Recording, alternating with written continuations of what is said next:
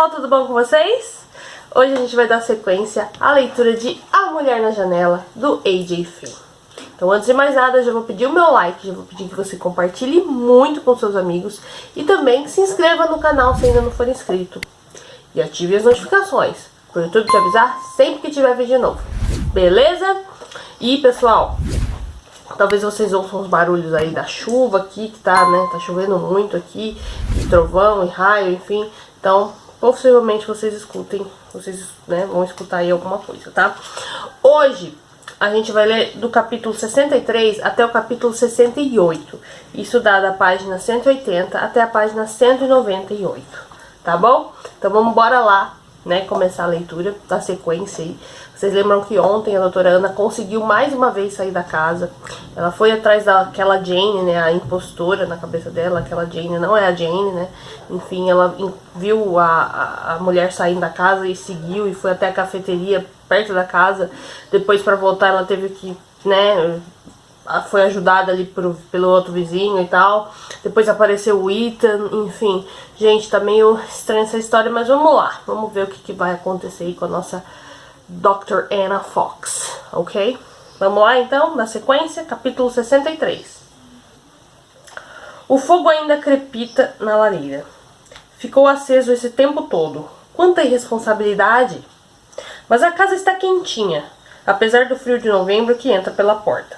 Assim que passamos a sala, Ethan tira o guarda-chuva da minha mão, fecha-o e encosta num canto, enquanto vou cambaleando para a lareira, rumo às chamas que parecem me chamar. Caio de joelhos. Por alguns segundos fico ouvindo os estalos da lenha, ouvindo a minha própria respiração. Sinto na nuca o olhar de Ethan. O relógio de parede lembra das horas e bate 3 vezes. Ethan vai para a cozinha, enche um copo d'água na pia e volta com ele. Nesse momento, minha respiração já está bem mais regular. Ethan deixa o copo ao meu lado no chão, o vidro tilintando baixinho contra a pedra. Por que você mentiu? Pergunto. Silêncio. Olho para as chamas enquanto espero pela resposta do garoto, que não vem. Ouço quando ele reacomoda o peso do corpo, parado onde está, ainda de joelhos. Viro para trás e deparo com esse adolescente muito magro e comprido, o rosto avermelhado pelo fogo. Sobre o que? Diz ele afinal, olhando para o copo, para os pés. Você sabe. Outro silêncio. Ethan fecha os olhos e de repente parece ainda mais jovem do que já é. Quem é aquela mulher? Insisto. Minha mãe, responde-lhe baixinho. Estive com sua mãe. Não, você está se confundindo, explica ele, balançando a cabeça. Você não sabe do que está falando. Isso é o que... Segundos depois. Isso é o que meu pai sempre disse. Meu pai. Apoio as mãos no chão e fico de pé. Isso é o que todo mundo me diz. Até mesmo os meus amigos. Sinto um nó na garganta, até mesmo meu marido. Nem sei o que eu vi. Meu pai me diz que você não é muito boa da cabeça. Fico em silêncio. Ele recua um passo e anuncia. Preciso ir. Nem devia ter vindo aqui. Dou um passo adiante. Onde está sua mãe? Ele não fala nada. Apenas me encara com os olhos recalados. Pegar leve. Esse era o conselho que Wesley sempre nos dava. Mas agora não vai dar. Sua mãe está morta? Nada. Vejo nos olhos deles o reflexo da lareira. As pupilas são minúsculas centelhas. De repente ele sussurra algo que não consigo ouvir. Hein? Chego mais perto e ele repete. Estou com medo. E antes que eu possa dizer alguma coisa, ou qualquer coisa, Ethan me dá as costas e dispara de volta para a rua, escancarando a primeira porta e batendo a segunda. Fico sozinha junto à lareira, de costas para o calor do fogo, de frente para o frio do corredor. Capítulo 64. Depois de fechar a porta, pego o copo deixado no chão, derramo a água na pia e substituo por vinho, a mão trêmula fazendo a garrafa se chocar contra a borda do copo. Bebo um gole longo, penso demoradamente. Estou exausta, extasiada. Arrisquei sair de casa e sobrevivi. O que dirá o Dr. Fielding quando souber?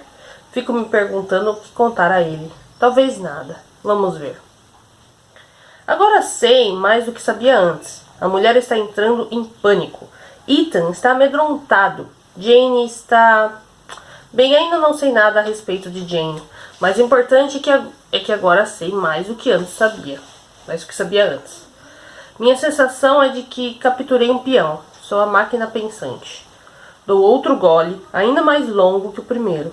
Sou a garrafa pensante. Continuo bebendo até meus nervos se acalmarem. O que estou fazendo? Segundo o relógio, há 1 hora. O ponteiro dos minutos dá mais um passo. Fico imaginando o Merlot correndo espesso e intrépido em minhas veias, baixando minha temperatura, fortalecendo o espírito. Depois vou flutuando rumo ao quarto, empoleirado no patamar da escada. O gato percebe minha chegada e corre para o escritório. Vou atrás dele. O celular toca na minha mesa. Não reconheço o número. Deponho o copo, espero um pouco, atendo. Doutora Fox, diz a voz de barímetro. Aqui é o detetive Little. Nós nos falamos na sexta-feira, lembra? Eu me sento na cadeira e empurro o copo para longe. Claro que lembro. Ótimo, ótimo. Ele parece satisfeito. Provavelmente está refastelando na cadeira, a cadeira apoiada nos braços. E a nossa querida psicóloga, como vai? Bem, obrigada. Pensei que fosse ter notícias suas mais cedo. Eu não digo nada. Peguei seu número no hospital. Queria saber se está tudo bem por aí. Já disse que sim, mas vamos lá. Por aqui tudo bem, obrigada. Ótimo, ótimo. Com a família também? Também, todos nós estamos bem. Ótimo, ótimo.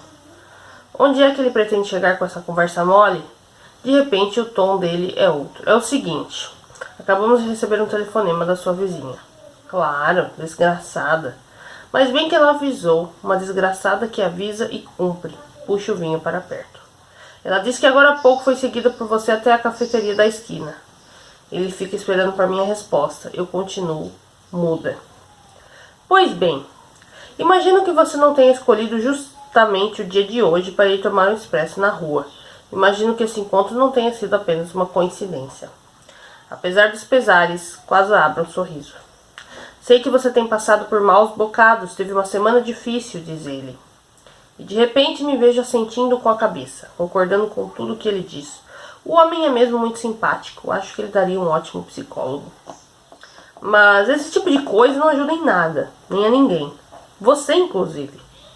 Ele até agora ainda não disse o nome da mulher, me pergunto se em algum momento vai dizer.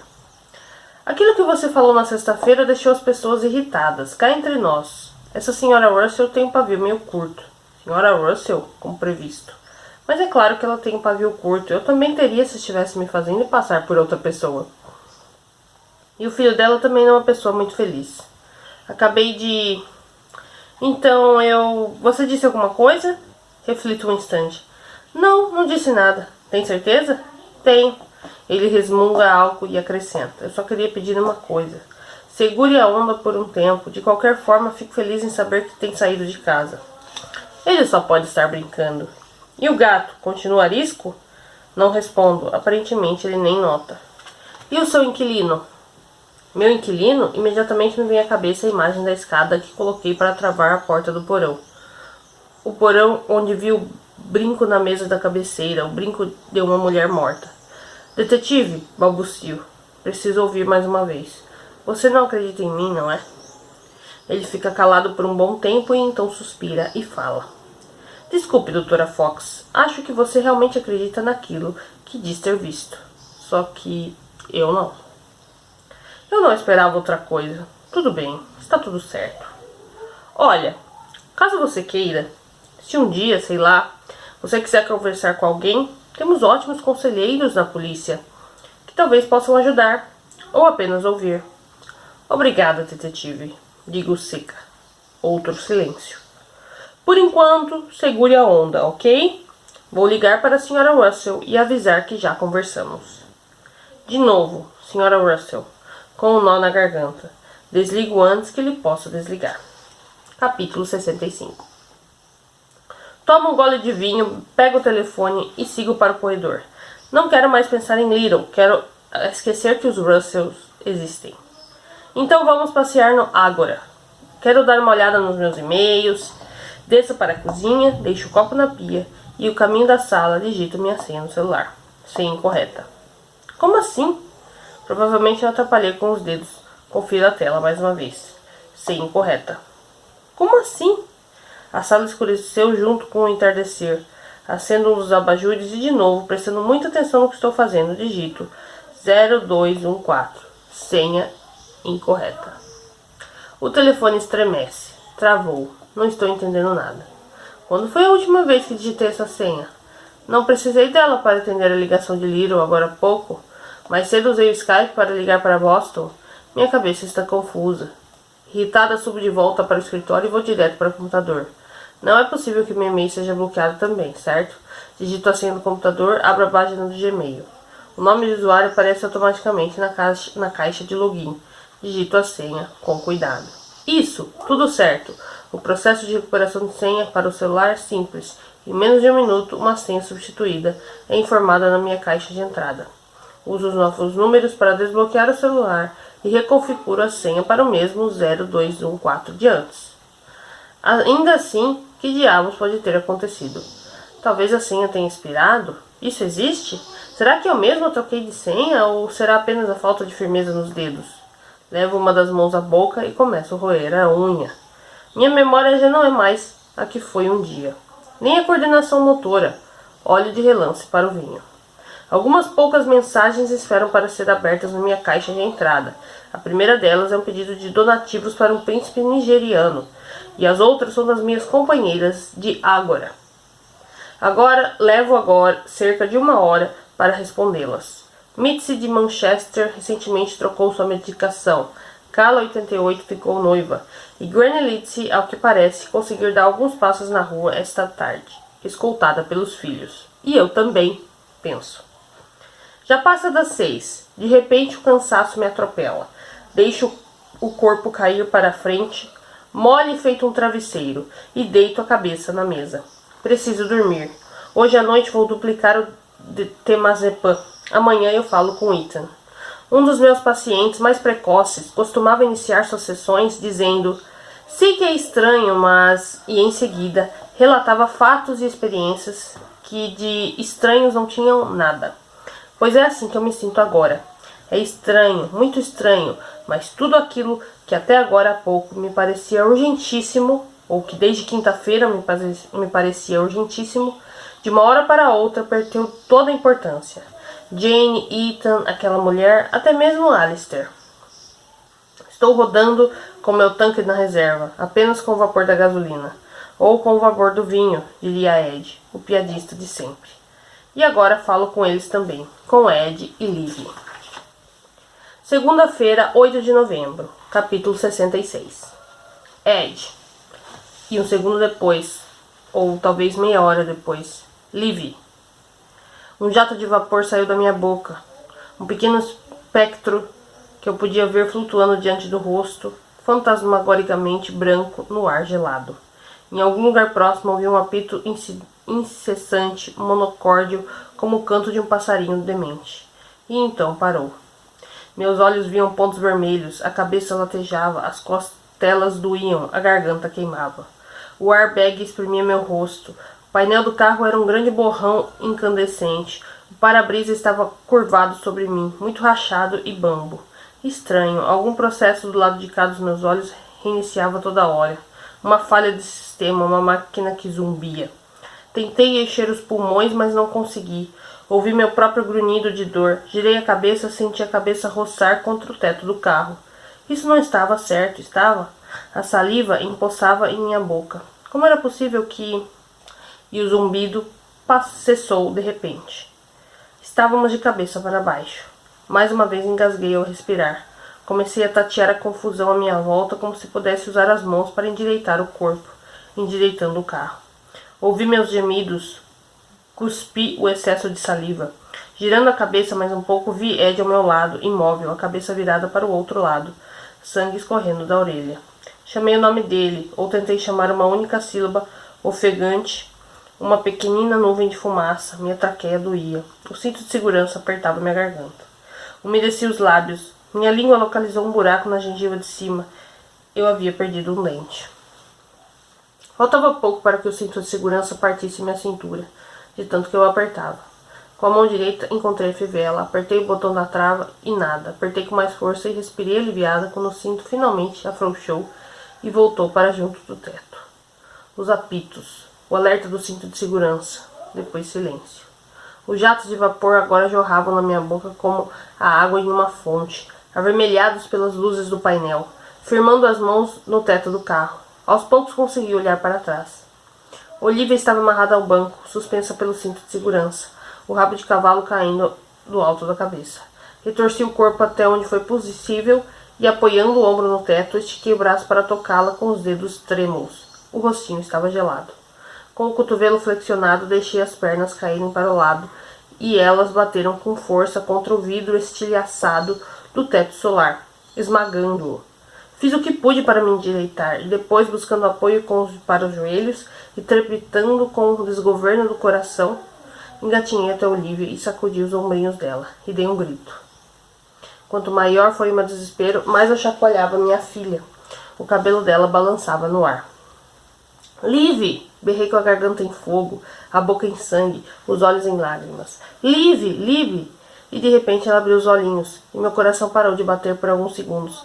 Ela olhou para mim, olhou dentro de mim e balbuciou uma única palavra: mamãe. Rapidamente desafivelei o cinto que aprendia e, segurando-a pela nuca, amortizei aquela queda que até conseguir apertá-la entre os braços, as perninhas delas batendo uma na outra, como os bambus de um sino de vento. Um dos braços parecia solto dentro da manga da jaqueta. Deitei sobre o teto solar. Shhh, falei. Agora, embora ela não tivesse dito nada, embora ela já tivesse fechado os olhos outra vez. Tentei sorrir, mas as minhas faces estavam paralisadas. Aproximando-me da porta, encontrei a maçaneta e dei um primeiro empurrão, depois um segundo, e enfim ela destravou, escancarando-se silenciosamente. Do outro lado, apenas escuridão. Esticando o braço, tateei o chão mais próximo e senti os dedos queimarem de frio. Firmei os cotovelos e os joelhos e depois fui serpenteando até tirar boa parte do torso para fora, o gelo craquelando sobre o peso do meu corpo. Continuei me arrastando até conseguir passar os quadris, as coxas, os joelhos, as canelas e finalmente os pés. A barra da minha calça ficou presa e precisei soltá-la antes de sair completamente do carro. E quando rolei para me deitar de costas, quase morri com a dor que senti na coluna. Algo parecido com um choque de alta voltagem, mal conseguia respirar. A dor não dava trégua. Mas não havia tempo para isso, tempo nenhum. Procurei me controlar. Puxei as pernas pelos joelhos, esperei que elas dessem sinal de vida, e então me ajoelhei ao lado do carro e corri os olhos à minha volta. Quando olhei para o alto, minha visão se turvou imediatamente. Fiquei tonta. O céu era um grande bojo de estrelas e espaço. A lua tinha o tamanho de um planeta, o brilho de um sol, e o cânion logo abaixo era uma xilogravura de sombras e luz. Quase não nevava mais. Apenas alguns flocos zanzavam pelo ar. Era como se eu estivesse em outro mundo. E o silêncio? O silêncio era total, absoluto. Não havia vento soprando nem galhos farfalhando. Um filme mudo, uma fotografia. Quando escorreguei os joelhos para o lado, ouvi a neve esfacelar-se debaixo deles. De volta à terra. O carro estava embicado para a frente, o nariz cravado no chão, a traseira ligeiramente empinada, o chassi exposto feito a barriga de um inseto. Estremeci. Minha coluna gritou. Entrei de volta no carro, finquei os dedos na jaqueta de Olivia e puxei, arrastando-a sobre o teto solar até trazê-la para fora. Abracei seu corpinho que estava mole como de uma boneca de pano. Chamei-a pelo nome, uma, duas, até que ela abriu os olhos. Oi, falei. E ela baixou as pálpebras novamente. Deitei-a ao lado do carro e depois, receando que ele tombasse, puxei-a para mais longe. A cabecinha caiu sobre o ombro. Então, com muito cuidado, passei a mão por sua nuca e voltei o rosto para o céu. Com os pulmões assobiando como um fole, parei um instante e fiquei olhando para minha filhinha, para aquele anjinho estirado sobre a neve. Toquei-a no braço ferido, mas ela não reagiu. Toquei outra vez, agora com mais firmeza, e ela crispou o rosto numa careta de dor. Agora era a vez de Ed. Engatinhei de volta para o carro e só então me dei conta que ele não seria possível puxá-lo para o banco traseiro. Por isso contornei o carro e na terceira tentativa consegui abrir a porta do carona. Lá estava ele, o rosto avermelhado por causa da luz que piscava no painel. Enquanto desafivelava o cinto de segurança, fiquei me perguntando sobre essa luz, como era possível que a bateria do carro tivesse sobrevivido à violência do impacto? E de repente, como se eu tivesse desatado o nó que o prendia ali, Ed desabou para o lado e eu firmei as mãos em suas axilas, arrastando sobre o teto, mais uma vez batendo a cabeça na alavanca do câmbio. Ele já estava fora do carro quando notei o vermelho do rosto. Não era um reflexo da luz, mas sangue. Com as pernas bambas, continuei a puxar o meu marido pelos braços, até acomodá-lo ao lado de Olivia. Ela ainda dava sinais de vida, ele não. Então tomei a mão dele, dobrei o punho da camisa e posicionei os dedos para sentir o pulso, que ainda palpitava. Agora estávamos os três fora do carro, sob a vastidão do céu estrelado no chão do universo. Ouvi o que pareciam ser os soluços de uma locomotiva, mas que eram soluços da minha própria respiração ofegante. O suor escorria pelo meu rosto, molhando a minha nuca. Deslizei a mão pelas costas e fui apalpando a espinha com delicadeza, como se estivesse escalando os degraus de uma escada, até localizar a lesão. Ela estava nas vértebras, entre as escápulas, que latejavam terrivelmente quando foram pressionadas. Eu inspirei, expirei. Olivia e Ed respiravam debilmente pela boca. Virei o rosto para ver o que havia atrás de mim. O que vi foi uma escarpa íngreme de mais ou menos 100 metros, florescente sobre a luz do luar. Em algum lugar acima delas estava a estrada, mas não havia como chegar até lá. Na realidade, não havia como chegar a lugar algum. O carro tinha aterrissado numa espécie de prateleira, uma saliência rochosa que se projetava do penhasco. Acima ou abaixo dela, nada além de estrelas, neve e espaço. E silêncio. O celular.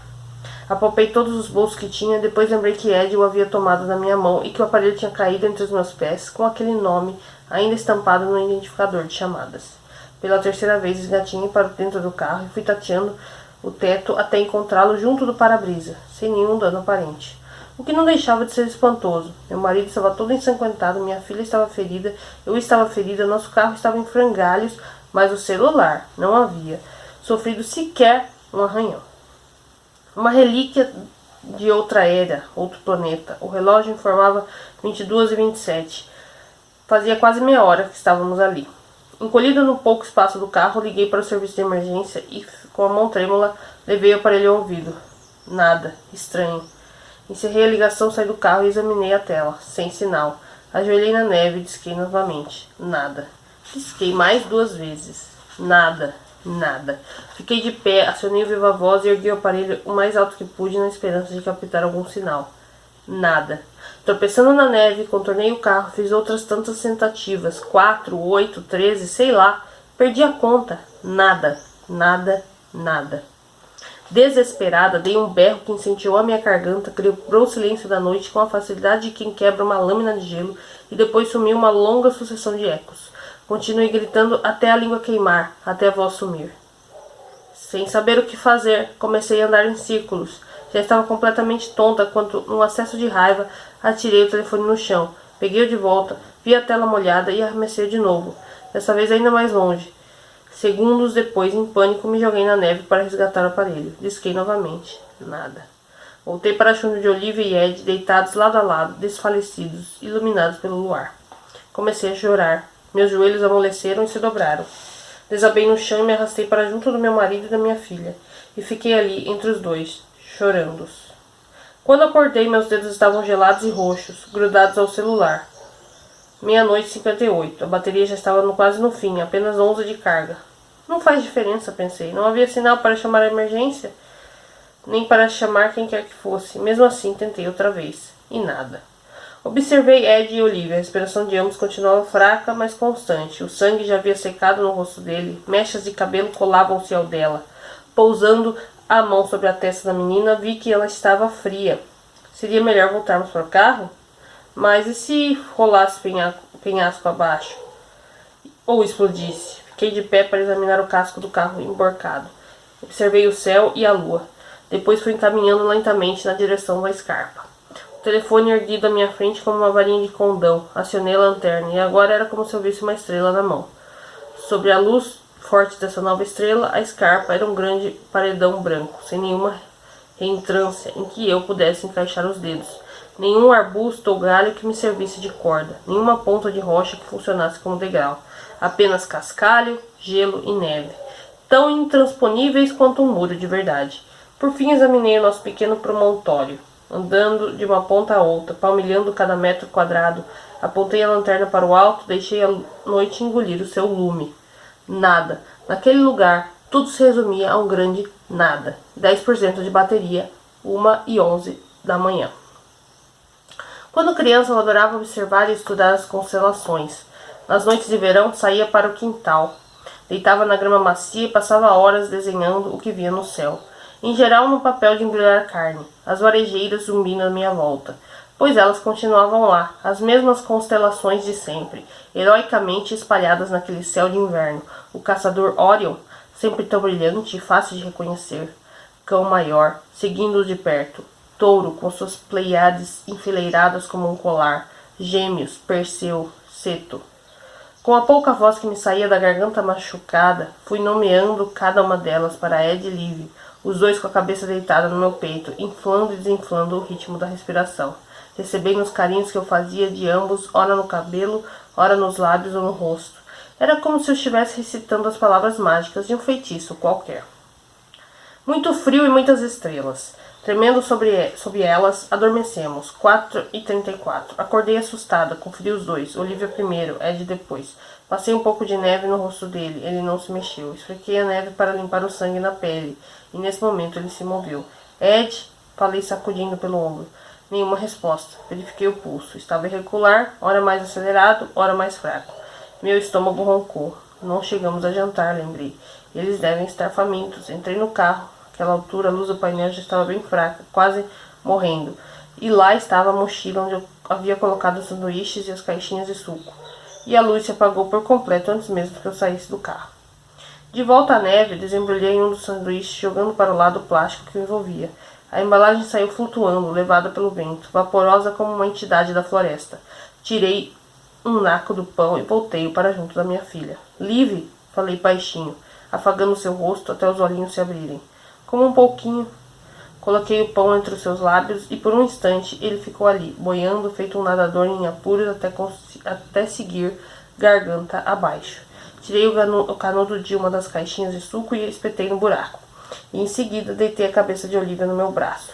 Levei o canudo até a sua boca e apertei a caixinha. Mas ela devolveu o suco sem conseguir engolir. Então ergui sua cabeça um pouco mais e só então ela conseguiu dar os seus goles de passarinho, e pouco depois amoleceu a cabeça e fechou os olhos. Com delicadeza, eu a reacomodei no chão. Agora era a vez de Ed. Fiquei de joelhos ao lado dele, mas ele não abria a boca e nem os olhos. Então depositei um pedacinho de pão nos seus lábios e comecei a massagear o seu rosto, como se dessa forma pudesse conseguir destravar a mandíbula. Mas Ed permaneceu imóvel. Eu estava prestes a entrar em pânico. Encostei meu rosto no dele e só voltei a respirar quando senti a pele e o hálito quente que ele exalava, sem grande entusiasmo, mas com regularidade. Logo percebi que ele não conseguiria comer nada, mas que certamente conseguiria beber. Esfreguei um pouco de neve em seus lábios secos, posicionei o canudinho e apertei a caixa. A limonada foi escorrendo queixo abaixo, atropelando os fiapos de barba. Beba, beba, por favor, supliquei. Em vão, pois o suco continuou escorrendo. Então puxei o canudo de volta, esfreguei mais um pouco de neve, primeiro nos lábios e depois na língua, deixando que ela derretesse em sua garganta, e depois me sentei e tomei um gole de limonada. Doce demais, mesmo assim esvaziei a caixinha. Peguei no carro a sacola onde estavam guardadas nossas roupas de esqui, abri 2 casacos colocando-os sobre Ed e Olivia, e olhei para o céu, um céu impossivelmente grande. A luz do dia caiu feito um peso sobre as minhas pálpebras. Acordei e, lutando contra a claridade, olhei à minha volta. No alto, o céu se estendia sem limites, um mar profundo de nuvens. A neve caía em flocos minúsculos e mais pareciam pequenas flores de dente de leão pousando no meu rosto. Conferi o celular. 7h28, 5% de bateria.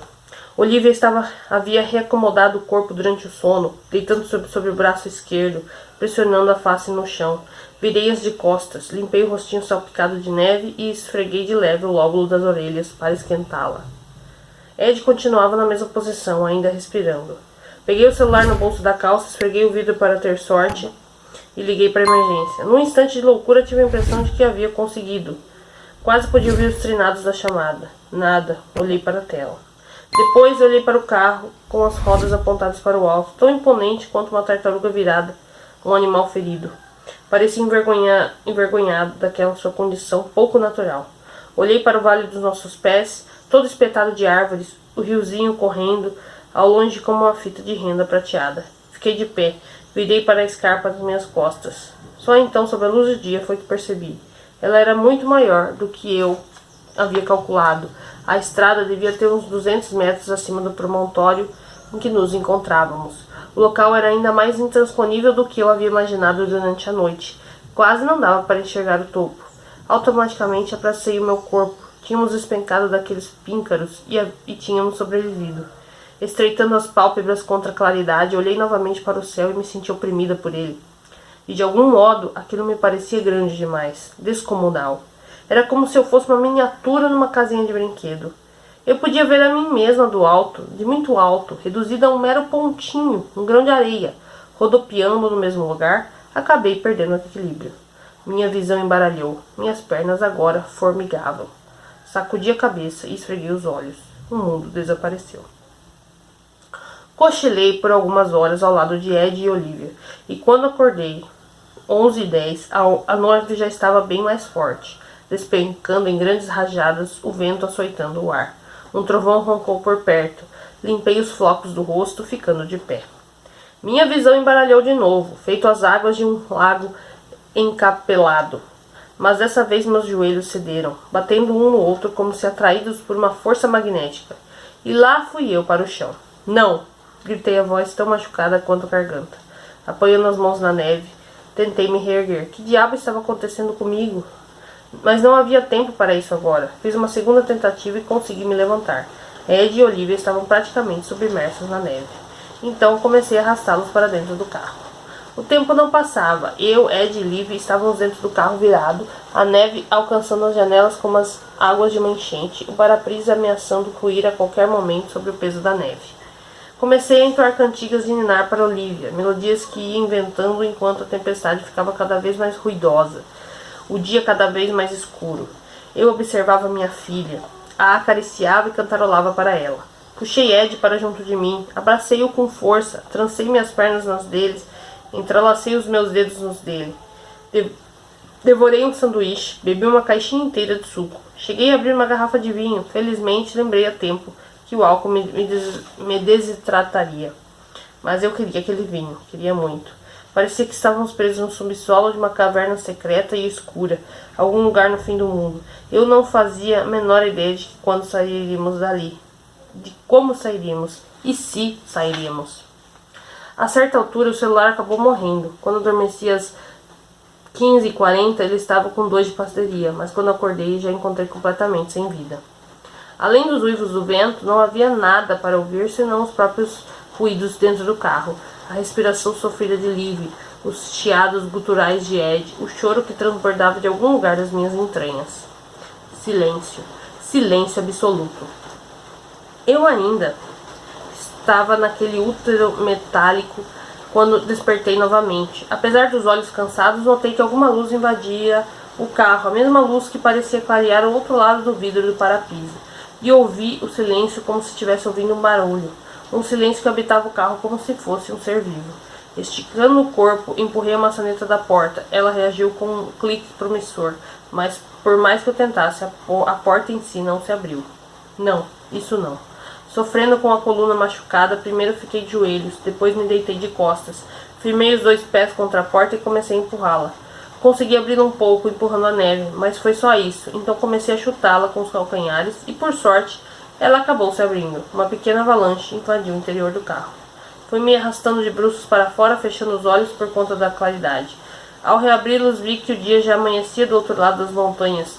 Fiquei de joelhos, inspecionando o mundo novo à minha volta, o vale completamente branco, o riozinho prateado e o tapete de neve que me cercava.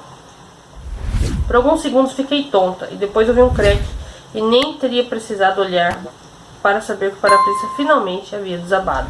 Mesmo assim fiquei de pé na neve, levantei devagarzinho e fui cambaleando para a frente do carro. E realmente lá estava ele, o vidro caído. Voltei para o interior do carro e mais uma vez puxei os 2 para fora, primeiro Olivia e depois o Ed, deixando-os lado a lado como antes. Já ofegava de cansaço quando senti a visão turvar outra vez. De repente tive a impressão de que o céu já ia me esmagar contra a neve. Cheguei a encolher o corpo para me proteger, os olhos espremidos de medo, o coração disparado no peito. Uivando feito um animal selvagem, caí de bruços no chão. Passei o braço sobre Olivia e Ed, puxei os dois para mais perto e fiquei ali, choramingando com o rosto deitado na neve. Foi assim que nos encontraram. Capítulo 67. Quando acordo na segunda-feira, quero falar com Wesley. Estou toda enroscada nas cobertas e preciso descascá-las do corpo como alguém que descasca uma fruta. O sol entra nas janelas, caindo sobre a cama. Tenho a impressão de que minha pele brilha junto com ele. Por algum motivo me sinto bonita. Pego o celular no travesseiro ao meu lado e por um segundo, enquanto a ligação se completa, chego a pensar que ele trocou de número. Mas logo ouço sua voz na mensagem da secretária eletrônica. Quase histericamente, ele ordena. Deixe seu recado. Não deixe recado nenhum. Tento o consultório. Aqui é Ana Fox, digo a moça de voz jovem que me atende. Doutora Fox, aqui é a Phoebe. Desculpe, não reconheci você. Trabalhei com Phoebe por quase um ano. Sei que de jovem ela não tem nada. Quer dizer, não reconheci sua voz. Não tem problema. Acho que estou ficando gripada, deve ser isso. Apenas uma gentileza, típico de Phoebe. Tudo bem com a senhora? Pergunta ela. Tudo ótimo, obrigada. Wesley pode me atender? Claro. Phoebe é bastante formal. Provavelmente irá chamá-lo de... O Dr. Brill está com a agenda cheia pela manhã, mas posso pedir que ele ligue para a senhora mais tarde. Agradeço e deixe meu número. Sim, é o mesmo que tenho aqui no meu cadastro. Desligamos. Será que ele vai mesmo ligar? Bom, gente, vocês perceberam que deu uma queda de luz aqui, né? Caiu a luz, mas já voltou. Capítulo 68. Desço para a cozinha. Nada de vinho hoje, já decidi. Ou pelo menos não para a parte da manhã. Preciso estar sóbria para falar com Wesley, com o Dr. Brill. Antes de qualquer coisa, confiro a porta do porão. A escadinha continua no mesmo lugar, inclinada sobre a maçaneta, sob a luz da manhã, quase incandescente de tão forte. O arranjo me parece bastante precário e ridículo. David não teria a menor dificuldade para abrir essa porta. Por um instante, dúvidas se instalam em minha mente. Tudo bem, realmente tinha um brinco em cima da mesa de cabeceira dele, mas e daí? Você não sabe se esse brinco é mesmo dela? Disse Ed, e com razão. 3 perolazinhas. Acho que até eu tenho um igual. Fico olhando para a escadinha, como se a qualquer momento ela pudesse vir caminhando na minha direção, com suas pernas de alumínio. A garrafa de Merlot reluz na bancada, junto do gancho de chaves. Não, senhora, nada de vinho. Além disso, imagino que já tenha taças demais por aí, espalhadas pela casa. Onde mesmo que vi algo parecido? Ah, sim, naquele filme de ficção científica, Sinais. Um filme medíocre, mas com uma belíssima trilha sonora que lembra Bernard Herrmann. A filha precoce vai esquecendo copos d'água por onde passa, e são eles que acabam afugentando os invasores extraterrestres. Saindo do cinema, Ed disse. Até agora não entendi por que um bando de alienígenas alérgicos à água escolheria invadir justamente a Terra. Era o nosso terceiro encontro. Foco, Ana, foco, escritório, aqui vou eu. Estaciono na mesa. Depois estaciono o celular ao lado do mouse e o deixo ali recarregando a bateria no próprio computador. Olho o relógio na tela. Passa um pouco das 11. Mais tarde do que eu pensava. O temazepam realmente me derrubou. Ou, para ser mais exata, os temazepams, plural. Olho pela janela do outro lado da rua, pontualmente. A senhora Miller sai para a soleira e deixa a porta bater devagarzinho às suas costas. Hoje está usando um casaco escuro, soltando fumaça pela boca por causa do frio. Consulto a temperatura do dia no aplicativo do celular. 12 graus do lado de fora. Levanto da mesa e vou reajustar o termostato do corretor. E o marido de Rita? O que será que ele anda fazendo? Faz tempo que eu não o vejo. Faz tempo desde que levantei a vida dele na internet. De volta à mesa, olho através da janela para a casa dos Russells, do outro lado do parque. Não vejo nada nem ninguém por lá, mas lembro de Ethan.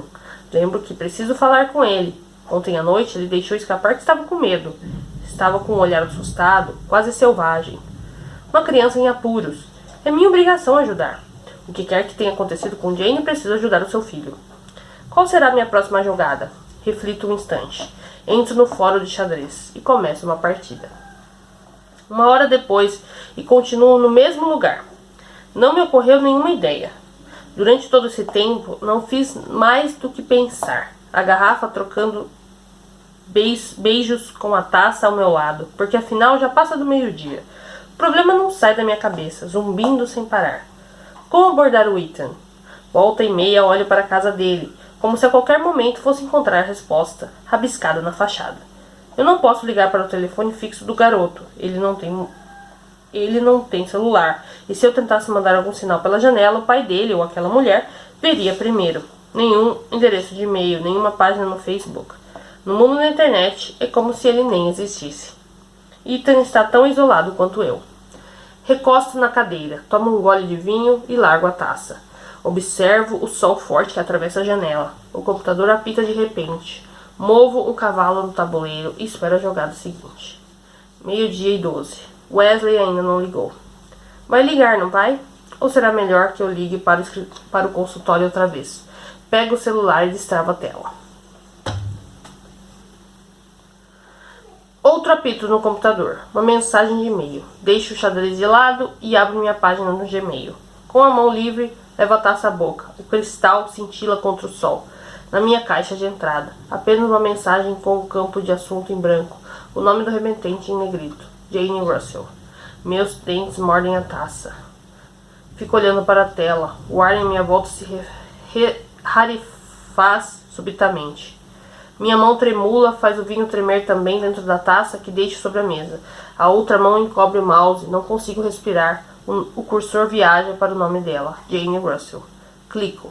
A mensagem se abre. Não há nada escrito nela, apenas o ícone de um anexo. Clico 2 vezes sobre ele. A tela escurece. Depois uma imagem vai surgindo aos poucos, bem devagarzinho, faixa por faixa de um cinza escuro e granulado. Não consigo tirar os olhos dela. Ainda não consigo respirar. Linha após linhas de escuridão sob a tela, feito uma cortina que vai caindo lentamente. E de repente, emaranhado de galhos, não, cabelos escuros e cheios de nós, em um close. Uma curva de pele clara, um olho fechado e uma franja de cílios. É um rosto deitado de lado, o rosto de alguém dormindo. O meu rosto. A imagem se expande, a metade inferior já é completamente formada, e lá estou eu, minha cabeça de cima a baixo e uma mecha de cabelo atravessando a testa, os olhos fechados, a boca entreaberta e a outra face enterrada no travesseiro. De um pulo, fico de pé e derrubo a cadeira. Jane enviou uma foto em que estou dormindo. A ideia vai baixando aos poucos na minha mente, assim como a própria foto, linha por linha. Jane esteve na minha casa à noite. Jane esteve no meu quarto. Jane me viu dormindo. Fico ali, sem saber o que fazer naquele silêncio ensurdecedor. E só então vejo os dígitos fantasmagóricos no canto inferior da imagem. A data de hoje, seguida do horário. 2:02. A foto foi tirada nessa última madrugada. Como? Confiro o endereço de e-mail que aparece entre colchetes ao lado do nome do remetente. Adivinhe quem é Ana@gmail.com. E concluímos então o capítulo 68. Gente, que é isso, gente? Que é isso? Que coisa bizarra. Bom, a gente viu aí na leitura de hoje então que a Ana, né? A gente soube mais um pouco do acidente, né? E que situação, né? Que drama, que complicado. Realmente é um trauma, né? A gente começa a entender por que a Ana é assim, por que ela ficou com esse pânico, porque aconteceu um negócio desse. E ela lá cheia de dor e tal, tendo que lidar com aquilo e tal. E agora isso, ela recebendo esse e-mail, essa foto. Bizarro, hein? Bizarro. Bom, tô gostando bastante, tô bem curiosa pra saber o que vai acontecer. Falta pouco, hein? Nós estamos aí, passamos da metade já, então falta pouco pra gente descobrir o que vai acontecer. Eu queria agradecer muito você que está acompanhando a leitura de A Mulher na Janela. Se você está curtindo, deixa aqui nos comentários para eu saber, tá bom? Se você já leu, já concluiu, você curtiu o desfecho, eu ainda não sei. Então, né? Mas você curtiu o desfecho? Você achou legal? Não se esqueça, pessoal, que ao final aqui eu vou gravar um vídeo falando sobre o autor A.J. Finn, porque pelo que eu já comentei com vocês, ele é um autor também bem peculiar, então eu vou trazer um vídeo falando sobre esse autor. E também no dia 31 de outubro, a partir das 7h15, uma live super especial aí com a presença do meu amigo André, que nós vamos contar aí um pouco sobre a história, sobre a origem do Halloween e também debater um pouco sobre os autores e sobre as obras desse gênero horror, terror, enfim, suspense, thrillers, enfim, toda essa temática aí, tá bom? Muito obrigado pra você que acompanhou a leitura aqui e até amanhã então com mais um dia de leitura de A Mulher na Janela, que tá muito bom, hein? Essa história eu tô achando muito legal. Tô gostando bastante. Então, conto com você amanhã, hein? Não perca. Amanhã a gente volta aí com mais um dia, tá bom? Beijo. Beijo e até amanhã. Tchau, tchau.